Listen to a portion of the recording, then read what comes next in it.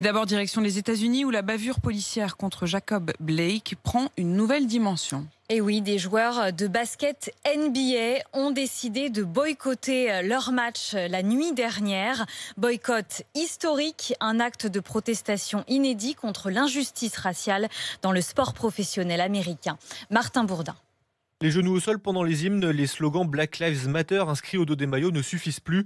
Et comme un symbole, l'équipe qui a lancé la fronde la nuit dernière sans prévenir, c'est celle de Milwaukee, une ville du Wisconsin à une cinquantaine de kilomètres de l'endroit où Jacob Blake s'est fait tirer dessus.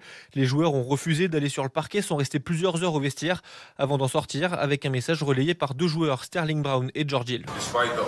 Malgré les appels massifs au changement, il ne s'est rien passé. On ne peut pas se concentrer sur le basket dans ces conditions.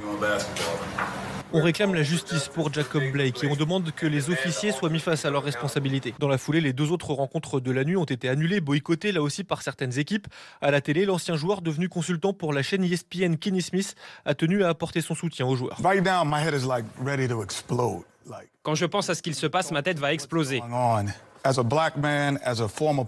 En tant que noir et ancien joueur, le mieux pour moi est de soutenir les joueurs et de ne pas être là ce soir.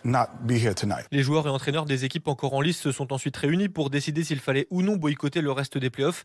Les discussions vont se poursuivre dans la journée. En attendant, le mouvement fait déjà tache d'huile aux États-Unis. Plusieurs matchs de baseball, de foot et de tennis ont déjà été annulés.